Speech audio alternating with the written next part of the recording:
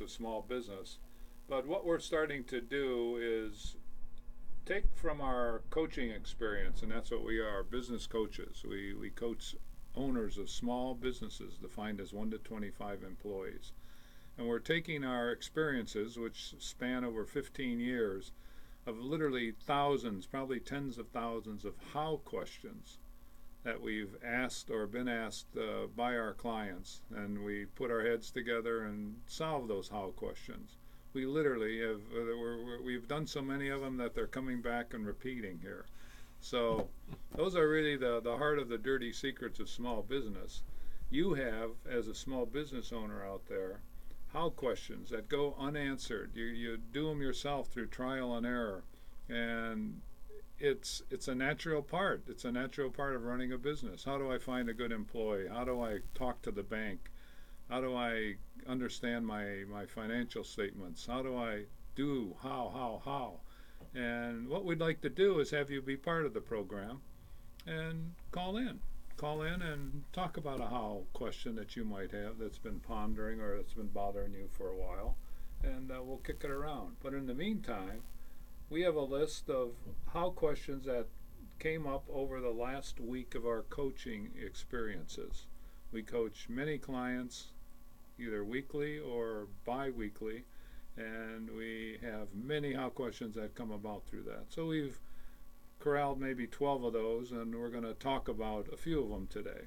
And if you have any, you can call us and join us.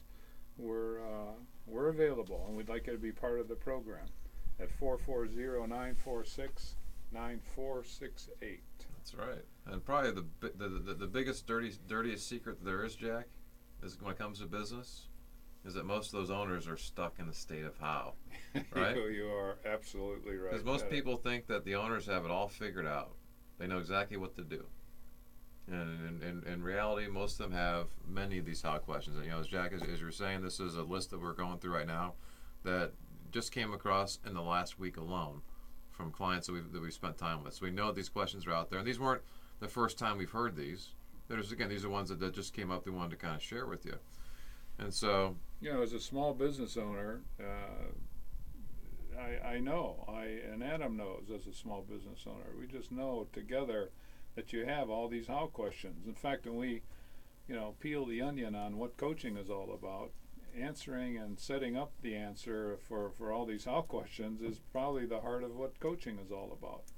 We have a process that lets you become successful, defined as growing sustainable profits, and any number of issues that come up with your employees, with your vendors, customers.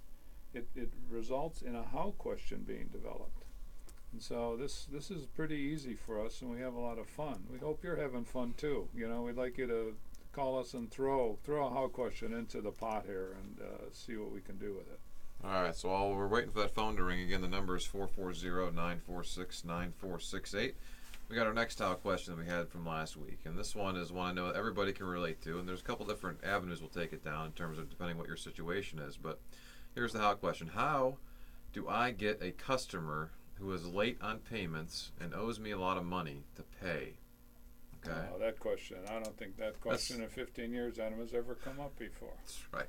If you've been in business for more than 6 months, it's probably come up in your mind numerous times, right? So we've been through that, personally ourselves, quite a few times as well. And so, if you're asking that question, you've got somebody who owes you quite a bit of money. I guess the first framing of it from our standpoint is, well, is this somebody that you're currently doing business with and you want to keep doing business with going forward? Or is it somebody who you used to do business with and you have to kind of go after them? So there's probably a couple different pathways to go. The first scenario in terms of if it's a current client and you want to keep doing business with them, okay, there's one way to go with that, okay? And one of the best ways we know to kind of go with that, and we had a client this just happened to very recently, and is to go sit down and talk to them. First of all, you got to stop giving them credit. Okay, start there. Now, don't let the fact that they owe you some money mean that you don't want to do business with these folks. Because again, if they're willing to pay you COD, pay you cash, that's still good business to have, assuming it's still profitable for you, right? But don't let the past sins impact your future business with these folks. Yeah, it's amazing. It's amazing how uncomfortable isn't the word. How sensitive people are about asking for money that is duly given to them, and Well, like no, they're going to upset that customer for, Right. hey, you've owed me money for 120 days here.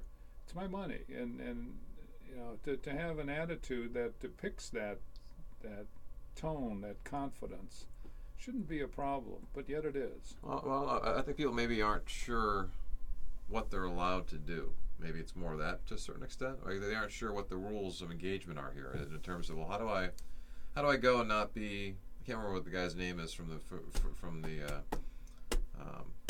what's the movie from Goodfellas.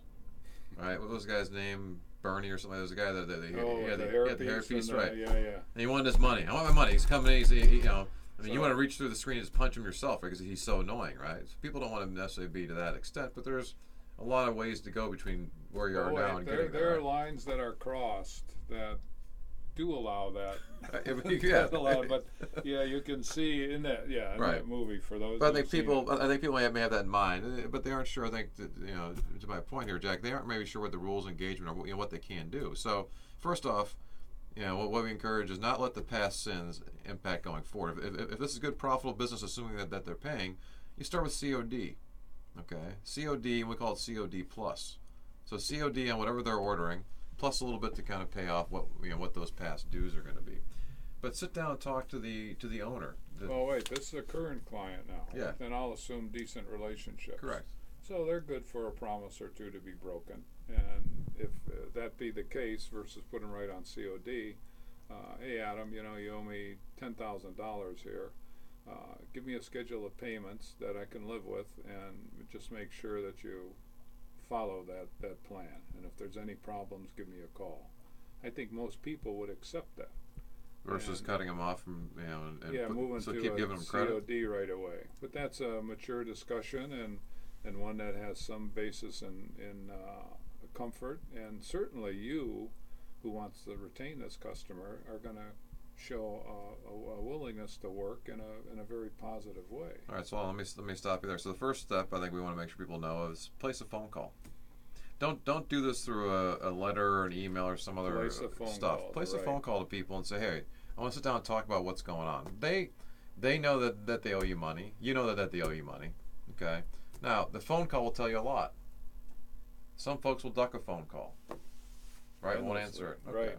But some will take it. Okay. So let's assume that again this is a good relationship to your point, Jack, and they take that phone call. So set up time to sit down and talk to them about it. Talk about a plan to get you caught up. Let's talk about it. Now, if that plan says, "Oh, I promise, well, I can't get you anything here," okay, well, it's got to be a plan that works both ways. Okay. It's got to be both ways. And one of the problems that a lot of small business owners have is that they can't schedule out 6 months worth of payments and have confidence that they can make these things, or make these things being the payments. So what they do, they throw out numbers, and then they kind of grab on and hope, rather than develop a method to make sure that what they say they're going to be able to deliver, and that creates problems on Right. the other side. So phone call first. The idea of the phone call is to set up a meeting in person if you can do it. Again, if somebody's within reasonable driving distance, I think it makes sense to sit down and talk to somebody face to face, so you can get a read on them. See how again you want to be able to look this person in the eye. We're talking about some money that's owed here. It's key to kind of get that sense of them. So focus on phone call first. Try to get a meeting scheduled in person if you can with the decision maker. If it's another smaller company, you want to talk to the owner. If it's a bigger company, okay, figure out who the person who can decide is, to sit down and talk to them to make sure you get comfort that it's taken care That of. sounds so logical, Adam. Why isn't that done? And then it's not done many times. It's a common sense, good approach to relationships, which we always talk about, but we don't really execute. We'll send an email, or we'll send a threatening this, or even with a good client, you just get very frustrated. Just sit down and, hey Adam, let's work this problem out. Right. It's not the end of the world, but That's right. Sit down and talk about it. So focus on phone call first to get a meeting scheduled, okay? And I think one of the reasons people don't necessarily get that done is maybe they aren't too sure, well, if I do get that meeting, now well, what am I going to do, right? So stay tuned. What we'll do is when we come back here after our break, we'll help give you some more details in terms of what it is that you got to do, how to prepare for that sit-down meeting, what should the tenor of that meeting sound like, how do you make it come off as being a very positive meeting for both of you to make sure that you're going to have I'm a looking good forward. relationship going forward? I'm looking forward to the other part of that when it's a bad client that we don't care to have. Most That's D's like more that. fun. That's right. To pick a fight and kind of go after them. All right. So stick around. When we come back, we'll delve into that. Give you some more guidance in here as far as how to collect money from a client that owes you money that you want to Sounds keep a good. client. I'm Sounds Adam good. Sonhalter. And I'm Jack Mancini with Maximum Value Partners. And we will help you, guaranteed, get unstuck from that state of how. Give us a call. We can help you out. All right. Stay tuned for more dirty secrets of small business on Integrity Radio, WINT 1330 AM, 101.5 FM, and online at WINTradio.com.